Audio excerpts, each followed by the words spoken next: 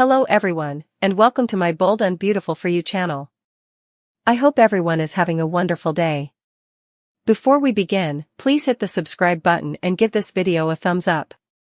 Steffy and Finn's curveball, and Elektra helps Dylan and Katie make a big decision. The Bold and the Beautiful's next 2 weeks, from December 1st to December 12th, reveal that Steffy Forrester Finnegan and John Finn Finnegan will have a surprise after Elektra Forrester helps Dylan. Katie Logan will also have to make a significant choice, so here's what fans of B&B should look forward to. Elektra will keep her word to Dylan from December 1st to 5th, when she will get some help spreading the word about running over Luna Nozawa. It will be time to tell Steffy and Finn what happened after Will Spencer comes in. With Will and Elektra's help, Dylan will fully confess to killing Finn's daughter at the Cliff House and say he's sorry. Finn won't be mad at her after he gets past Dylan's confession of guilt. Finn will tell Dylan and Steffy that this was an accident. Katie thinks about a new chapter in her career while Dylan tries to move on. Bill Spencer will talk Katie into leaving Forrester Creations and going back to work at Spencer Publications. Will Katie take Bill's offer? Bill might ask Katie for help getting their kid to join the Spencer enterprise because he wants Will to do the same. He'll have a huge fight with Eric Forrester over Ridge Forrester. Eric won't be ready for how boring retirement will be, and he will fight Ridge when he tells his father to quit the company. Donna Logan might get to weigh in on Ridge and Eric's battle in the end, but she'll also have a sweet moment with Brooke Logan Forrester. The outside PR team wants Forrester to focus on fashion again, so the week of December 8th to 12th could see more hope for the future projects. It would be a great idea to draw attention to the relaunch of Hope's brand and the fashion show that is coming up. Hope will keep getting ready for her wedding to Liam Spencer, so Beth Spencer, Jordan Gracie, will have to deal with her wish to keep Sheila Sharp out of the ceremony sooner or later. As Deacon Sharp gets closer to Taylor Hayes, Deke Sharp may start to feel better about Remy Price and let him have his goal of getting back together. Since Luna is gone, it looks like everyone is trying to start again, so Remy and Deke might get a chance to do the same. Of course, that choice could cause problems between Deke and Elektra, so be on the lookout for any office fights. The Bold and the Beautiful spoilers say that there will be some big romantic happenings on the CBS soap. Could Finn and Steffy's new baby girl be the answer to Luna's problems? The Bold and the Beautiful spoilers and updates say that John Finn Finnegan should be pleased to have a new baby girl in his life. Is it possible that B&B would think about giving Finn a new daughter along with Steffy Forrester Finnegan, especially after all the trouble with Luna Nozawa? Finn is really happy to be both a father and a stepfather. Finn is very proud to be Hayes Finnegan's father, and he is a great stepfather to Kelly Spencer, Sophia Parras. Finn loves Kelly like she is his own child, but he also respects Liam Spencer and knows that he is her biological father. Finn feels a deep sense of loss over not being able to raise Luna, and he wishes he could alter that. If he had understood from the beginning where Luna came from, he would have been happy to help her and guide her in the right way. If Poppy Nozawa had been honest with Finn and let him help raise Luna, things may have turned out quite differently. Finn has been thinking about how things could have turned out differently. Finn has thought about it a lot, but he knows that he can't change what he did. Finn's only real choice now that Luna is gone, at least until anything happens to change that, is to keep going. But might having another baby with Steffy fit within that picture of the future? Fans are going crazy on social media, hoping that Steffy and Finn will have another Cinnabon. If there is going to be a pregnancy arc, Finn and Steffy might have a baby girl this time. Finn should be there for his new daughter from the very beginning. Finn should have been a part of his daughter's life from the beginning, especially since he missed Luna's birth and all the important events that followed. Poppy didn't tell Finn about the plan, so he could only be an adopted cousin to Luna sometimes. We are sure that Finn would be a great parent to another child, along with Steffy. He has shown that he is a great parent by spending so much time with Hayes and Kelly. The only thing left to decide is whether the writers of B&B will choose to add to Finn and Steffy's family, which is sure to be a matter of conversation in the future. In the ever-turbulent world of the Bold and the Beautiful, the period from December 1st to December 12th promises a dense tapestry of emotional reckonings, strategic power plays, and the tentative first steps toward new futures, all orbiting a central, heart-wrenching catalyst, the aftermath of Luna Nozawa's death. The script, titled Steffy and Finn's Curveball, and Elektra helps Dylan and Katie make a big decision, serves as a blueprint for a narrative crescendo that explores guilt, forgiveness, legacy, and the relentless hope for redemption. Over these 2 weeks, the lives of the Forresters, Logans, Spencers, and Finnegans will intertwine in profound ways, driven by a confession that threatens to shatter one family while unexpectedly cementing another. The first week's drama hinges on a long-awaited moment of brutal honesty. True to her word, Elektra Forrester will aid Dylan in the agonizing process of confessing that he was the driver responsible for the hit-and-run that claimed Luna's life. This is not a quiet admission made in shadows, it is a staged, supported confrontation, orchestrated with the help of young Will Spencer, whose presence underscores the generational impact of the tragedy. Dylan's full confession at the Cliff House, the very home that symbolizes Steffy and Finn's hard-won sanctuary, is a masterstroke of soap opera tension. He will not merely state the facts, he will apologize, laying bare his guilt and remorse before Luna's grieving father and his wife. Finn's reaction is the episode's emotional core. In a testament to the character's inherent decency and complex journey, he will, after processing the seismic shock, choose a path of grace. Declaring the incident a tragic accident, Finn will refuse to harbor anger toward Dylan. This absolution is less about exonerating Dylan and more about Finn's own liberation from a cycle of blame. It is a pivotal character moment that redefines Finn, showcasing his capacity for compassion even in the face of unimaginable personal loss. For Steffy, witnessing her husband's profound forgiveness will further deepen her bond with him, even as it forces her to reconcile with the event that irrevocably altered their lives. This act of closure creates ripples across Los Angeles. For Dylan, Finn's forgiveness is a lifeline, a chance to finally move on from the paralyzing guilt that has consumed him. It frees him to consider a future, a prospect mirrored in the simultaneous storyline involving Katie Logan. As Dylan grapples with his fresh start, Katie is propositioned with one of her own. Bill Spencer, ever the strategist and never one to miss an opportunity, will press Katie to abandon her role at Forrester Creations and return to the helm at Spencer Publications. His offer is multifaceted, blending professional ambition with familial manipulation. Bill's ultimate goal is to weave a Spencer dynasty, and securing Katie is step 1. Step 2 inevitably involves leveraging their shared history to recruit their son, Will, into the family business. Katie's decision is not merely a career change, it is a choice between the Forresters' creative, familial orbit and the Spencers' powerful, often cutthroat, empire. It forces her to evaluate where her loyalties, and her future, lie, setting the stage for a significant shift in the corporate landscape of the show. That corporate landscape is already primed for upheaval within the Forrester mansion itself. The theme of legacy and succession comes to a furious head as Eric Forrester, finding retirement stifling and empty, clashes violently with his son, Ridge. Eric's refusal to be sidelined is not just about ego, it is about identity. For a man who built an empire, stepping away feels akin to disappearing. Ridge's insistence that his father stand down is met with fierce resistance, promising a battle that could split the family. Into this fray steps Donna Logan, likely serving as both peacemaker and confidant. Her role may be crucial in mediating the war of wills between these two titans, even as she shares tender moments with Brooke, highlighting the enduring Logan-Forrester alliances that form the show's backbone.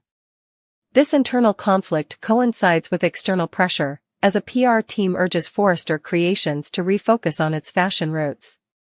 This directive naturally spotlights Hope for the future, with Hope Logan preparing both for a brand relaunch and her impending wedding to Liam Spencer. However, Hope's path to the altar is complicated by Beth's understandable aversion to Sheila Sharp's presence, a reminder that past villains cast long shadows over present happiness. The second week expands these threads, delving deeper into the romantic and personal reconstructions of the characters. Hope's wedding preparations continue under a cloud of Sheila-related anxiety, while in a fascinating parallel, her father Deacon Sharp begins his own tentative journey toward a new normal. His growing closeness to Taylor Hayes suggests a warming heart, one that may finally make room to forgive Remy Price and support his reunion aspirations. This potential forgiveness is a microcosm of the show's broader theme: everyone, from Dylan to Deacon, is trying to start again. However, in the high-stakes world of B&B, no new beginning is without its complications. Deacon's choice to support Remy could ignite fresh conflict with Elektra, potentially sparking office wars that blend professional rivalry with deeply personal grievances. Amidst this whirlwind of confession, corporate chess, and romantic rearrangement, the most poignant speculation involves Steffy and Finn. The script's title references their curveball, and the narrative breadcrumbs lead to a deeply compelling possibility: the arrival of a new child. The profound loss of Luna has left a void in Finn, a man who embodies paternal dedication. He is a loving father to his son, Hayes, and a devoted, respectful stepfather to Kelly, fully acknowledging Liam's role while cherishing his own bond with her. Luna's tragedy was compounded for Finn by the devastating loss of the opportunity to be a father to her, an opportunity stolen by Papi Nozawa's secrecy. Finn's introspection about what could have been had he known from the start is a wound that forgiveness alone cannot fully heal. This context makes the fervent fan desire for another Cinnabon more than just a wish for romantic bliss. It is seen as a narrative salve and a symbolic fresh start. A pregnancy arc, particularly one resulting in a baby girl, would represent a profound full-circle moment for Finn. It would offer him the chance he was denied with Luna, to be present from the very first moment, to guide, protect, and love a daughter from infancy. It would be a testament to his and Steffy's resilient partnership, a blessing born from their perseverance through trauma. The new child would not be a replacement for Luna. Soap operas are too nuanced for such a simplistic trope, but rather a representation of hope's stubborn persistence, a chance for Finn to fully live out the fatherhood journey that was so cruelly truncated. Thus, the 2-week arc from December 1st to 12th presents a sophisticated narrative ecosystem. Dylan's confession and Finn's forgiveness provide cathartic closure for a major storyline, freeing narrative energy to be reinvested in the battle for Forrester Creations and Katie's career crossroads. Simultaneously, the seeds are planted for future growth, in Hope's wedding, in Deacon's thawing heart, and most powerfully, in the potential expansion of Steffy and Finn's family. The writers expertly balance high-stakes drama with intimate character moments, ensuring that boardroom showdowns between Eric and Ridge feel just as consequential as Finn's quiet decision to forgive. Every character stands at a crossroads, their decisions, to confess, to forgive, to return, to fight, to love, promising to reshape the canvas of Los Angeles. In the end, the bold and the beautiful reminds us that even after the most devastating curves life can throw, the next chapter is always waiting to be written, often with the help of family, forgiveness, and the audacious promise of a new beginning.